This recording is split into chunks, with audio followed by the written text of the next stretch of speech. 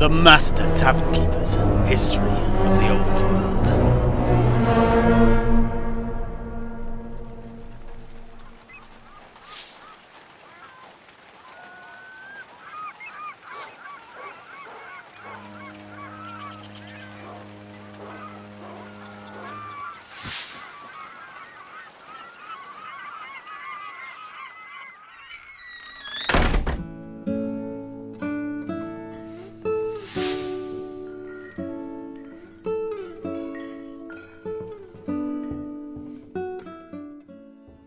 And so, the two dwarf adventurers, Dorin, Heldour and Katalin Kandoom, on board the dwarf boat, the Requiem for a Falcon, found themselves sailing down the eastern coast of the Black Gulf, towards the ruined harbours of the mines of Ekrund.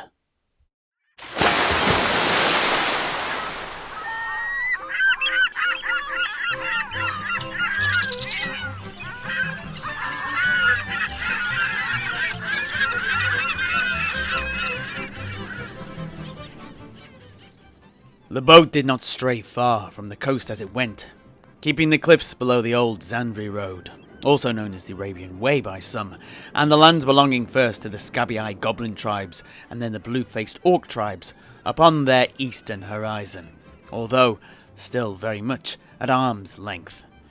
Each are tribes that you do not want to get entangled with, if at all possible. Ugh, so what's so nasty about them then? Well, the lands held by the scabby-eyed goblins lie directly southwest of Barakvar, in the northernmost part of the Badlands. The goblins are renowned for making extensive use of wolves as mounts, as well as training them to pull their chariots, just like their neighbours to the north, the infamous shaman-led Yellow-Eye Goblin tribe, who occupy the lands south of the entrance to Blackfire Pass. Oh, yeah. The scourge of the farmers of Avaland. Indeed. Anyway, the scabby-eyed goblins, like their charges, are aggressive, territorial, and belligerent, and they take great pleasure in maiming and torturing their prisoners before feeding them to their four-legged friends. Luckily, though, these goblins have a long-standing feud with the blue-faced orc tribe to their south, who occupy the territory that encompasses almost the entirety of the coast adjacent to the Dragonback Mountains. This very much keeps the goblins' ire focused on their orc rivals. Oh, so these blue-freckled orcs have blue skin then? Not exactly, and it's a blue face, by the way. Their name comes from the war paint they wear, a reflection of their particular obsession, perhaps, for these greenskins have become completely entranced by the sea. They, unusually for orcs, build and sail boats out into the Gulf in an attempt to attack, raid, and either sink or steal other sea-going vessels. And although their ships are clumsy and unreliable, they still pose enough of a danger that it is their continued presence, as one of the more pervasive threats out in the Black Gulf, that has caused the dwarves of Barakvar to bolster the port's defences and given them the impetus to reinvigorate their fleet. The blue-faced orcs are not just active on the sea, though. As I just mentioned, the old Zandri Road runs along the coast there, in the shadow of the Dragonback Mountains, and the orcs have built large fortified toll gates at either end of the road where it passes through their territory. Here, they extort hefty tolls from the trading caravans from Araby that attempt to travel overland between the Southlands and Barakvar. The traders have to pay to get in, and then pay to get out again. Failure to do so at either end results in enslavement at best, or simply bloody death at worst. And it's also worth saying that the blue-faced orcs also have no love for their neighbours, the scabby-eyed goblins, up to the north.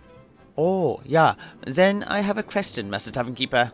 What happened between these two tribes that they are such fierce rivals? Do we know such a thing? We do as it happens. The story oft gets whipped out over a few jugs of grog.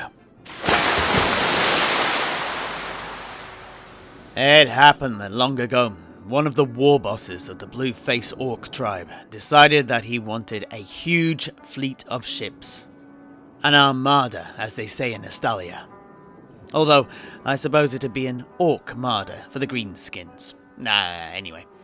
To help crew their boats, they recruited up the goblins of the neighbouring tribe, the Scabby Eyes, with the promise of booty and plunder.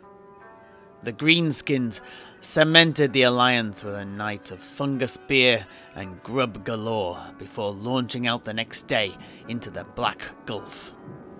Unfortunately, one of the victims of the raucous celebrations was the solitary orc navigator of the tribe, the only orc to both possess an old elf compass and know how to use it. Apparently, he slept through the entire launch, and nobody noticed.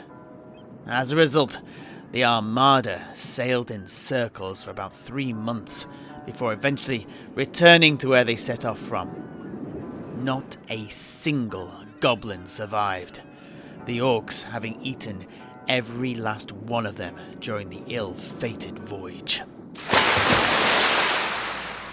Och, now that's gonna surely engender some hate on the part of them there goblins. Indeed. The Scabby-Eye goblins now constantly raid the orcs' land, trying to wring out some modicum of bloody revenge. Anyway, we'll talk more about the blue-face orcs soon enough. For now, let us continue with our tale. The Black Gulf, in the year 661 of the Imperial calendar. It was as the dwarf boat entered the waters of the coast controlled by the Scabby-Eye goblins that the adventuring of Dorin Heldour and Katalin Kandoom really began.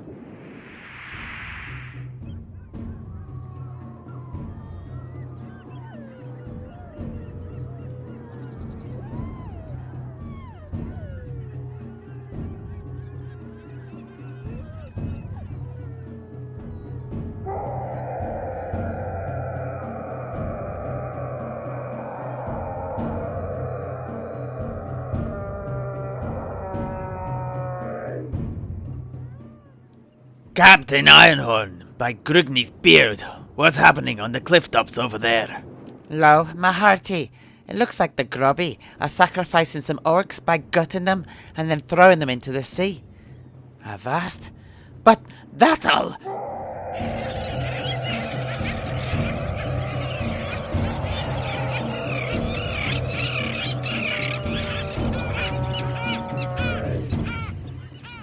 That'll do what?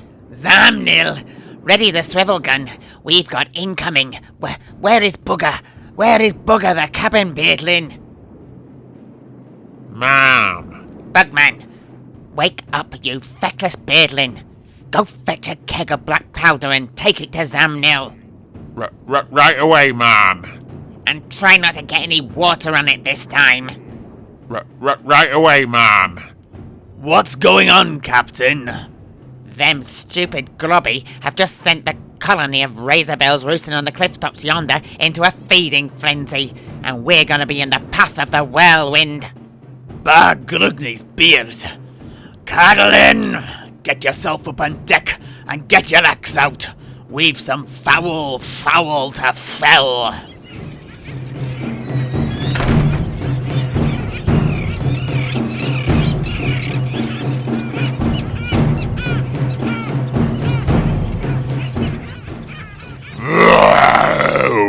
By the horns of Valia, what are those?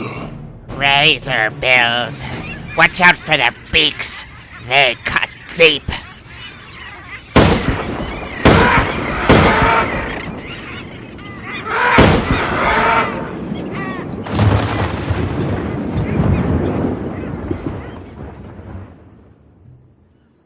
And so, with all hands on deck, the crew of the Requiem for a Falcon faced off against the oncoming flock of frenzied Razorbills.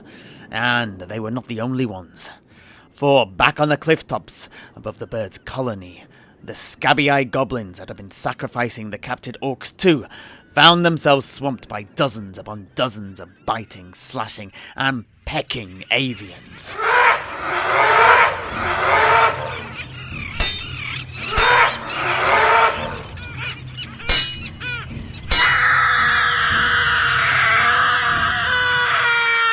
And very quickly, the diminutive greenskins fell to the enraged birds, each prone figure immediately being torn to pieces and wolfed down, whilst the actual wolves that accompanied the goblins turned tail and fled for the plains, before they too found themselves on the menu.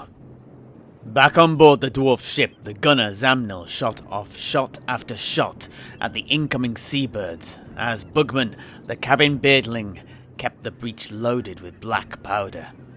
Each shot would only kill a couple of birds, the one it hit and the one behind, but it'd send the other nearby birds spiraling away in a panic.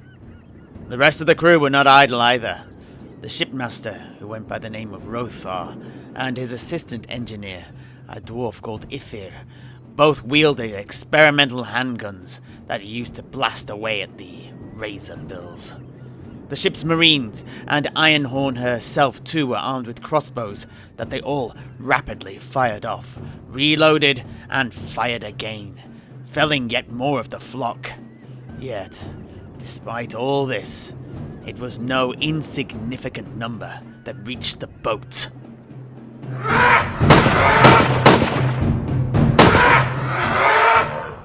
Dorin, Heldour, and Katalin Kandoom stood upon the deck, with the Razorbills swishing and swirling around them, and likewise became whirlwinds themselves, their axes spinning and slashing with wild abandon, and creating a bloody eye in the centre of the storm. The rest of the crew likewise stood their ground, hacking this way and that, lopping off wing and talon, slowly but surely thinning out the avian numbers.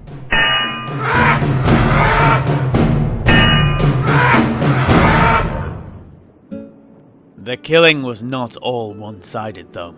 Bugman, the cabin beardling, became separated from Zamnil's side, and the birds descended on the young, isolated dwarf.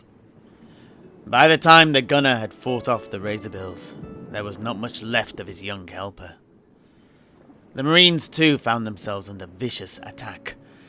Fortunately, their thick armor plate helped fend off the worst of the Razorbill bites, but so furious and ferocious were the attacks that it sent one of their number, a dwarf by the name of Melgum, if I remember rightly, tumbling over the side of the boat. His armor suddenly changing from a perfect aegis to an anchor of doom, dragging the unlucky dwarf down to his death at the bottom of the briny gulf. However, beyond this, the dwarves suffered no further fatalities. Instead, their blades hacked down a swathe of the attacking Razorbills, eventually sending them fleeing in search of less indefatigable and tenacious prey in order to sate their ignited bloodlust. My goodness, Master Tavern Keeper, they did well to fend off such an attack. It could have easily ended as it did for those goblins upon the cliffs. Indeed. But this was only the start of the troubles for the dwarves as they sailed on the currents of the Black Gulf. For they would soon enter the waters off the coastline belonging to the Blue-Face Orc tribe. Waters infested by their ramshackle armada of piratical boats.